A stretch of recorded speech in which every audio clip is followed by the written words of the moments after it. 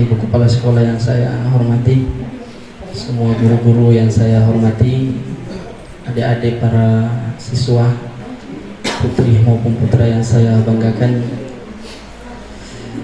Assalamualaikum warahmatullahi wabarakatuh.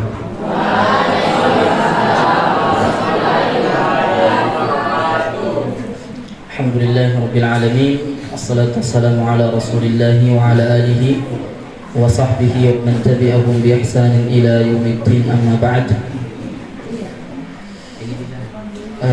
Pertama, kita bersyukur kepada Allah Subhanahu wa taala yang masih memberikan kepada kita kesehatan dan kesempatan sehingga kita masih bisa berkumpul di tempat yang penuh berkah.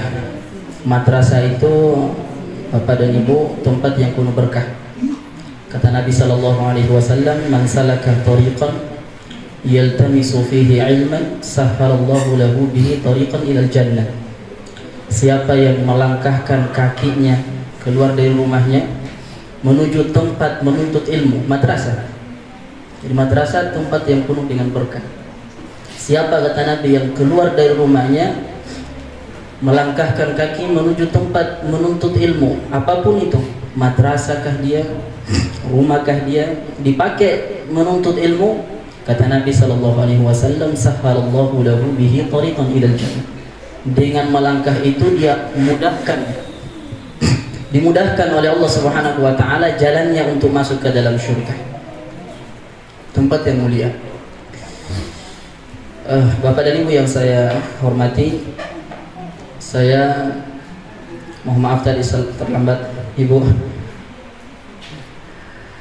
saya kalau melihat ibu guru dengan bapak guru dengan santri-santrinya teringat dengan seorang ulama di Mesir. Ibu, ada ulama besar di Mesir namanya Ahmad Syauqi.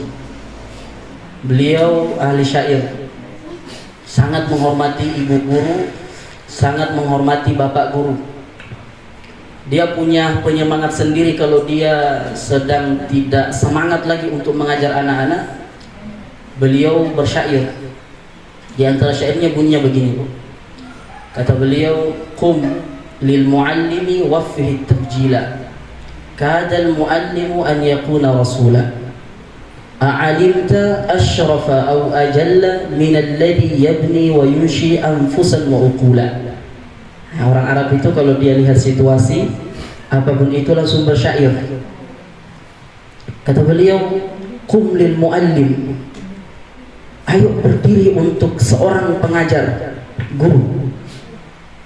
Ayo berdiri, waffihi tafjila, berikan penghormatan kepada guru, pengajar. Kenapa harus berdiri? Ini anak-anak harus dengar. Kenapa kita harus menghormati guru itu? Kata beliau, kadal muallimu an yakuna rasulah. Karena guru itu tidak ada titel maupun ada titel, dia guru. Kadal muallimu an yakuna rasulah, karena guru itu hampir-hampir saja menjadi seorang rasul. Bayangkan itu. Kemudian beliau mengatakan, a'alimta asyrafa au ajalla, apakah engkau pernah tahu ada orang yang mampu dan ada orang yang paling mulia, minalladhi yabni wa yunshi anfusan wa uqula, daripada orang yang setiap hari menata pikiran dan akal manusia. Ada yang lebih mulia dari itu? Dan guru seperti itu. Nah, makanya guru mulia walaupun tak punya titel, siapapun dia. Itu saya teringat kalau lihat guru, Bapak dan Ibu. Lihat Imam Syafi'i. Imam Syafi'i itu gurunya para guru. Beliau pernah lagi mengajar, Bapak dan Ibu, sedang mengajar anak-anaknya. Kemudian tiba-tiba ada orang lewat. Di belakang orang itu, mohon maaf, ada beberapa anak anjing bersama anjing-anjing. Pakaiannya lusuh, yari muram masa pakaiannya, menandakan bahwa dia dari tempat jauh, tapi di belakangnya ada anjing. Imam Syafi'i langsung berdiri. Imam Syafi'i berdiri, Sungka namai mau lagi dia tahu langsung ditolong oleh Imam Syafi'i. Para murid heran kemudian bertanya, wahai Imam, kenapa engkau seperti itu?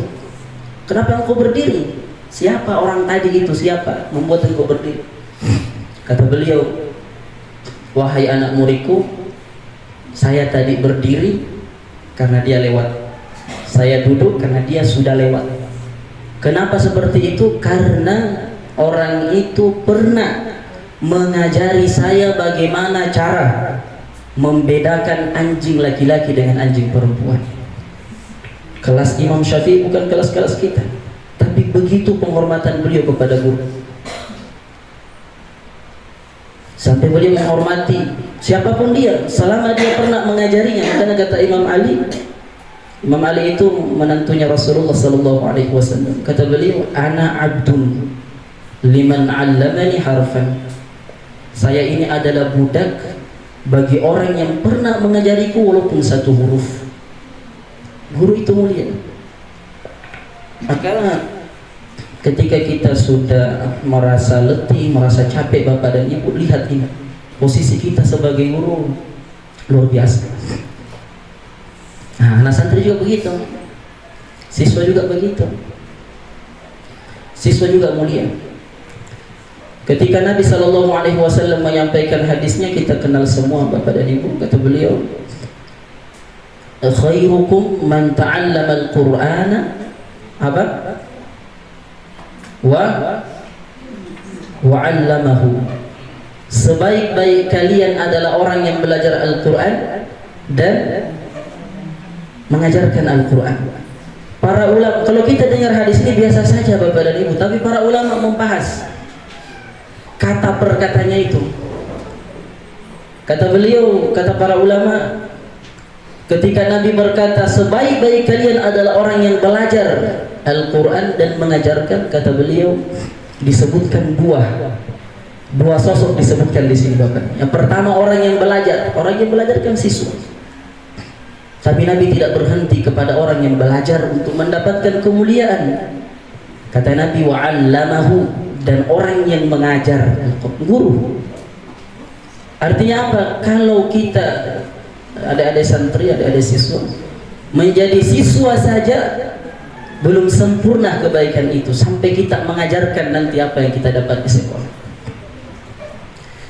Mulia juga. Nah, itu Bapak dan Ibu, kalau saya melihat guru, santri itu teringat dengan itu. Kemudian ini peringatan Maulid Nabi sallallahu alaihi wasallam. Kata Allah Subhanahu wa ta'ala dalam Al-Qur'an, laqad kana lakum apa? Fi Rasulillahi uswatun hasanah. Sungguh dalam diri Rasulullah sallallahu alaihi wasallam untuk kalian hai orang yang beriman ada contoh teladan yang baik. Kenapa Allah Subhanahu wa taala Bapak dan Ibu berfirman seperti ini? Kenapa Allah harus beritahu kepada kita bahwa Nabi itu ada contoh teladan yang baik di sana? Kata para ulama, karena kita ini manusia Bapak dan Ibu itu selalu mencontoh. Ada artis dari Korea, kita contoh pakaiannya, cara berjalannya, cara mensisirnya, kita contoh, selalu mencontoh. Ada orang baru kita contoh, datang orang dari barat kita contoh. Apa yang mereka makan, itu yang kita makan. Bagaimana cara mereka berkendaraan, begitu kita cara berkendaraan, kita sering mencontoh. Maka Allah Subhanahu wa ta'ala yang paling tahu tentang kita Bapak dan Ibu, tahu kalau kita sering mencontoh. Allah arahkan dalam diri Rasulullah itu ada contoh teladan yang baik. Jangan ambil contoh yang lain. Diarahkan oleh Allah Subhanahu wa ta'ala supaya kita tidak salah dalam mencontoh. Karena kalau kita salah dalam mencontoh Bapak dan Ibu, itu bahaya. Kata Al-Quran, yauma ya'addu adh-dhalimu ala yadayhi yaqulu ya laitani ittakhadhtu ma'ar rasuli sabila ya wailata laitani lam attakhidh fulanan khalila. Kata Allah Subhanahu wa ta'ala, yauma ya'addu adh-dhalimu ala yadayhi. Ini kalau ungkapan seperti ini Bapak dan Ibu, Al-Quran ingin memberikan penegasan.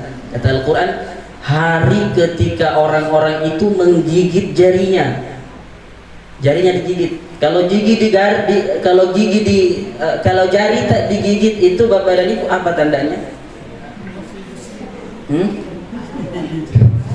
Ya, kekecewaan, penyesalan yang sangat luar biasa. Giginya di jari, hari yang ketika itu manusia menggigit jarinya, kemudian berkata, yauma ya'addu adh-dhalimu ala yadayhi yaqulu ya laitani ittakhadtu ma'ar rasuli sabila. Kenapa dulu saya tidak mengambil contoh kepada Nabi sallallahu alaihi wasallam? Bahaya Pak, kalau kita bahaya Bu, kalau kita sering mencontoh orang tapi orang itu tidak tahu siapa dia. Bahaya, nanti kita akan menyesal. Kenapa dulu saya tidak mencontoh Rasulullah? Ya wailata laitani lam attakhidh fulanan khalila. Kenapa saya tidak berteman dengan si fulan yang sering ke masjid? Kenapa saya tidak berteman kepada si fulan yang mengaji kalau sore? Teman itu Bapak dan Ibu, orang yang kita ambil contoh itu penting dalam agama Islam. Almar'u ala dini khalilih, kata Nabi. Seseorang itu tergantung agama sahabatnya. Bukan agama seperti, bukan Islam melarang kita bersahabat dengan orang Hindu, bukan Islam melarang kita untuk bersahabat dengan Kristen Bapak dan Ibu. Tapi perkataan Nabi seperti itu supaya ada penegasan, hati-hati kalau milih teman. Berteman hati-hati, menentukan engkau di mana lihat temanmu. Almar'u ala dini khalili. Seseorang itu tergantung agama temannya, tergantung perilaku temannya. Kalau temannya buruk, ikut dia buruk. Lihat nih anak-anak Bapak dan Ibu. Itu contoh teladan dari Nabi Sallallahu Alaihi Wasallam. Bapak dan Ibu, panjang para ulama membahas tentang contoh dalam diri Nabi Sallallahu Alaihi Wasallam. Sebelum lahir, Bapak dan Ibu, para siswa, Nabi sebelum lahir itu banyak peristiwa besar. Orang itu kalau dia besar, kalau dia presiden, kalau dia orang besar, orang akan melihat sebelum orang ini ada, setelah orang ini ada, apa yang terjadi. Nabi Muhammad SAW karena beliau orang besar, orang hebat, maka orang melihat apa yang terjadi sebelum Nabi SAW lahir. Apa yang terjadi?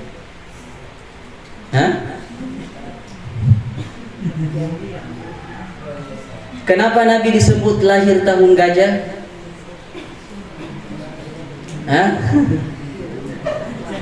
Ada peristiwa gajah ketika itu. Al-fil, betul al-fil. Al-fil itu artinya gajah. Ada peristiwa besar sebelum Nabi SAW lahir. Makanya kelahiran beliau disebut tahun gajah. Antum tahu kenapa peristiwa itu besar? Kata para ulama, peristiwa itu besar karena pertama, di situ ada orang yang ingin menghancurkan Ka'bah. Yang kedua, di saat itu ada orang yang luar biasa akan lahir ke dunia ini, Nabi Muhammad SAW. Makanya peristiwanya luar biasa. Apalagi yang terjadi sebelum Nabi SAW lahir? Bapak dan Ibu, sebelum lahir Nabi SAW, orang semua bingung, tidak tahu harus menyembah kemana. Dia tidak tahu kemana kita harus bersujud, tidak tahu. Bapak dan Ibu, sebelum Nabi SAW ada Nabi siapa namanya para siswa? Nabi Isa. Nabi Isa itu Nabi atau Tuhan? Bayangkan Bapak dan Ibu, Nabi Isa itu diutus oleh Allah Subhanahu wa Ta'ala menjadi Nabi. Selalu berkata la ilaha illallah Isa Rasulillah. Setiap kali bertemu sama orang, tiada Tuhan selain Allah, Isa ini utusan Allah, bukan Tuhan. Tapi apa yang terjadi? Pengikutnya menyembahnya, menjadikan sebagai Tuhan. Maka Nabi SAW di sini kita lihat kebesarannya. Nabi itu lahir setelah Nabi yang diakui sebagai Tuhan. Jangan sampai Nabi datang juga disembah sebagai Tuhan. Maka apa yang terjadi? Contoh teladan yang sangat luar biasa. Nabi itu makan gorengan di pinggir jalan. Itu bukan meremehkan Nabi, Bapak dan Ibu. Bapak dan Ibu itu minum air biasa sebagaimana kita minum. Mungkin kalau zaman itu ada gorengan, ada tahu, Nabi makan tahu. Kenapa seperti itu? Contoh luar biasa. Mungkin kita tidak terdetik apa maksudnya, tapi itu sudah menunjukkan bahwa Nabi bukan Tuhan. Karena Nabi sebelum Nabi Sallallahu Alaihi Wasallam itu dianggap sebagai Tuhan, maka Nabi harus berusaha sekuat mungkin menunjukkan kepada orang, saya ini bukan Tuhan, jangan disembah. Bapak dan Ibu, banyak para ulama, kata para ulama, wa ajmalu minka lam tara qatta'in wa atyabu minka lam talidin nisa khuliqta mubarra'an min kulli aibin ka'annaka khuliqta ma tasha'u. Kata para ulama,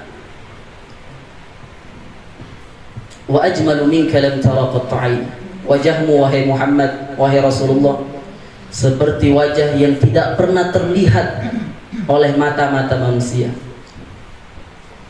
Wa atyabu minka lam talidin nisa, engkau itu seakan-akan orang yang tidak pernah dilahirkan oleh wanita-wanita. Khuliqta mubarra'an min kulli aib, engkau diciptakan tanpa punya aib.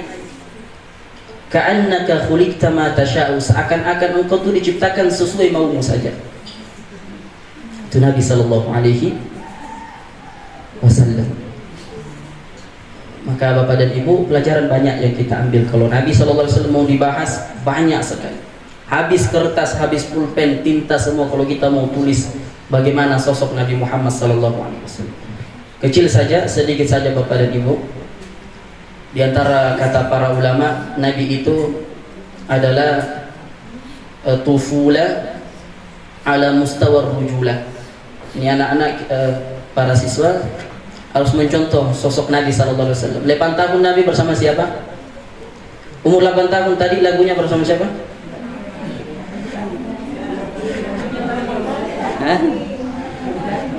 Tadi lagunya 8 tahun umurnya Nabi bersama siapa?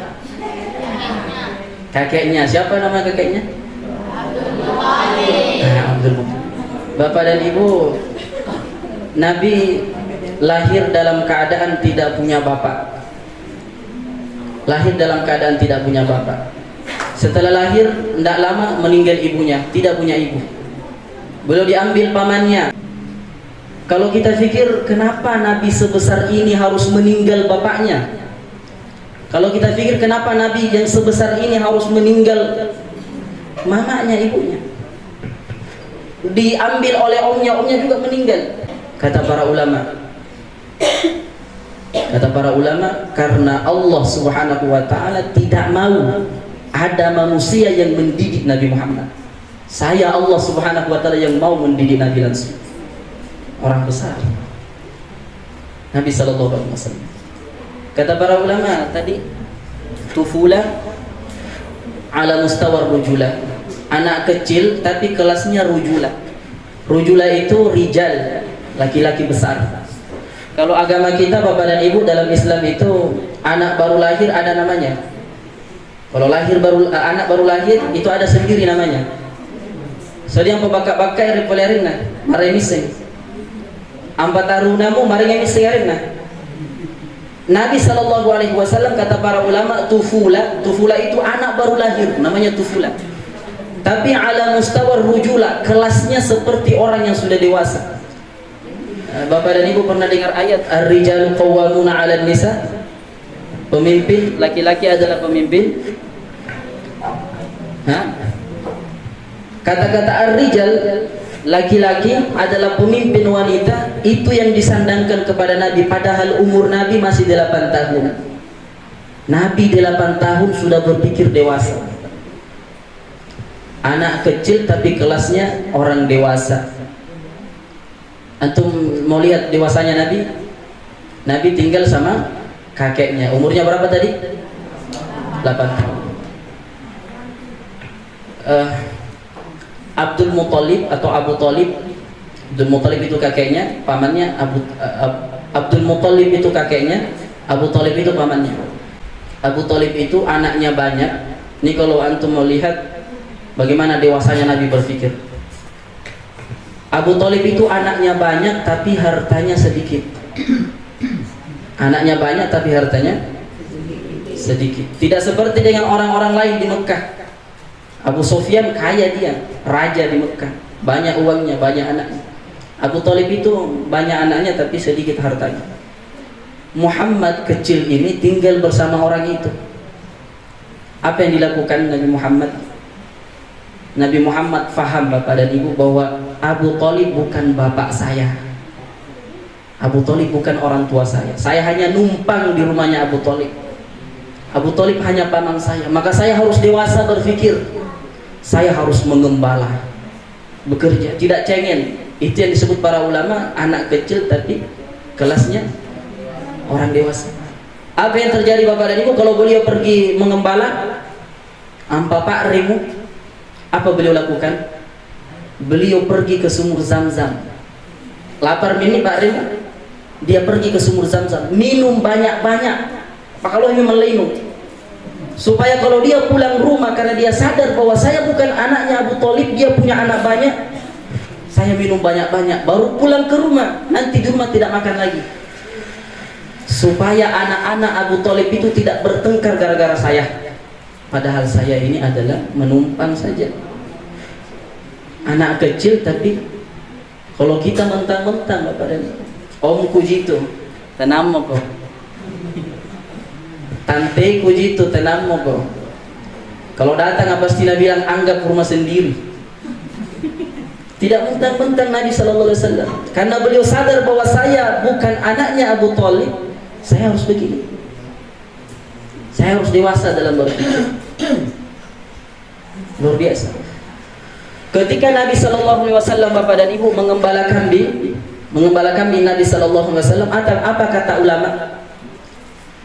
Ini kan harusnya menjadi orang besar tuh jangan mengembala kambing. Kalau mau jadi orang besar jangan berternak, pergi belajar kalau mau jadi orang besar. Justru bapak dan ibu di berkambing itu, mengembala kambing itu Allah siapkan utusannya menjadi orang besar. Coba kita lihat kata para ulama, min ra'yil ghanam ila qiyadatil umam. Dari mengembala kambing Nabi Muhammad SAW itu ila qiyadatil umam, nanti akan mengembala rakyat yang banyak. Lihat Nabi SAW, musuh maupun kawan diakui bapak dan ibu.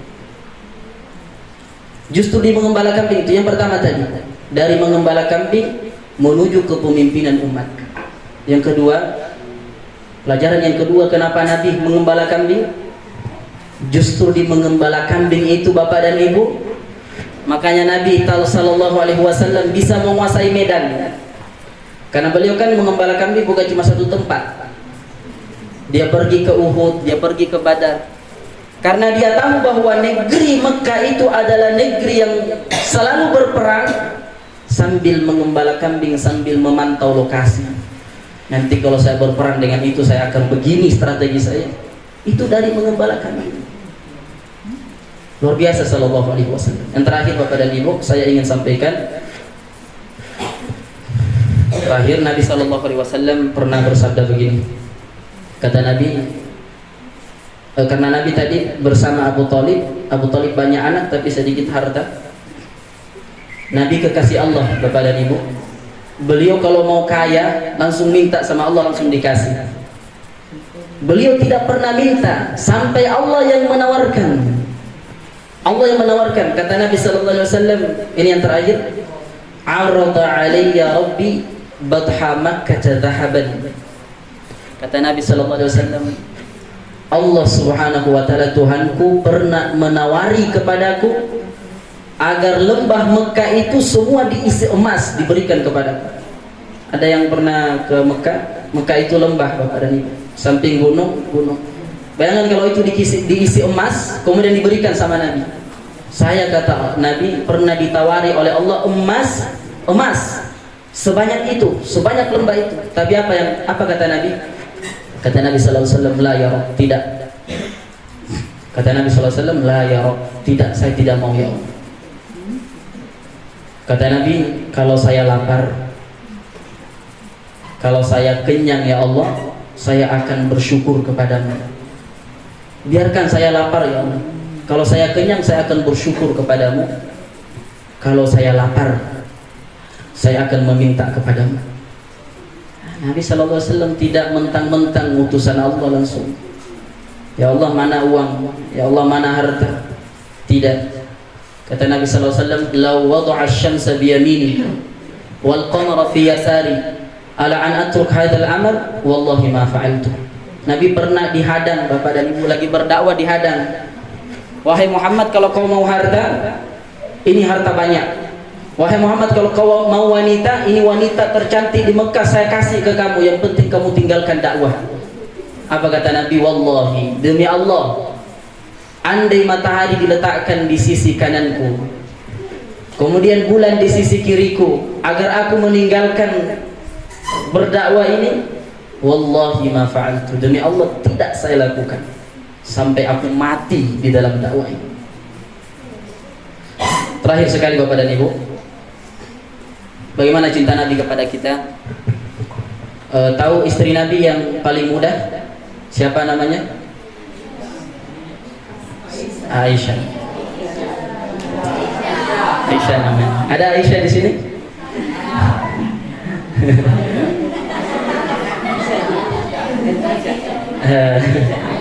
Istri paling muda Nabi Sallallahu Alaihi Wasallam namanya Aisyah. Bapaknya namanya Abu Bakar. Aisyah itu, Bapak dan Ibu, pernah minta doa kepada suaminya Nabi Muhammad. Kata Aisyah, "Ya Rasulullah, ud'uni." Wahai Rasulullah, doakan saya. Bayangkan Bapak dan Ibu, kalau istri minta doa sama suaminya. Kata istrinya, "Wahai suamiku, doakan saya." Maka Nabi SAW mengangkat tangannya, kemudian berkata, "Allahumma ighfir li Aisyah ma taqaddama min dhanbiha wa ma ta'akhkhar wa ma asarrat wa ma a'lanat." Kata Nabi, "Ya Allah, ampuni dosanya Aisyah." Langsung didoakan istrinya, ampunkan dosanya Aisyah, dosa yang dulu, dosa yang akan datang, dosa yang terang-terang, dosa yang tersembunyi.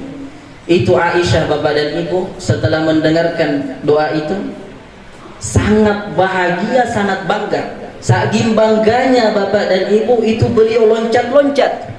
Simpel yang pare anak tengah sari doi, lumpat-lumpat sangat bahagia. Aisyah mendengar doa Nabi loncat-loncat, saking bahagianya, saking tingginya loncatnya itu sampai jatuh rambutnya ke tanah. Kata Nabi SAW, "Ya Aisyah, apakah engkau bahagia dengan doaku?" Kata Aisyah, "Ya Rasulullah, siapa yang tidak bahagia? Engkau utusan Allah, siapa yang tidak bahagia? Saya bahagia." Kemudian apa kata Nabi, Bapak dan Ibu? Luar biasa perkataan Nabi. Kata Nabi, "Wahai Aisyah, kalau engkau bahagia dengan doaku itu, engkau bangga dengan doaku sampai engkau loncat-loncat itu, wallahi innaha la du'ai li ummati fi kulli shalah." Itu adalah doaku untuk kita semua umatnya sallallahu alaihi wasallam. Itu adalah doaku, kata Nabi sallallahu alaihi wasallam, untuk kalian semua umatku setiap aku melaksanakan sholat. Nabi tidak pernah melihat kita, tidak pernah melihat kita, tapi memposisikan doa kepada istrinya sama doanya kepada kita. Selesai. Padahal Nabi tidak pernah melihat kita. Hari ini apa yang kita lakukan kepada Nabi? Kita bahkan malu kalau berpakaian seperti Nabi. Kita malu Bapak dan Ibu kalau kita mau ke masjid sendiri.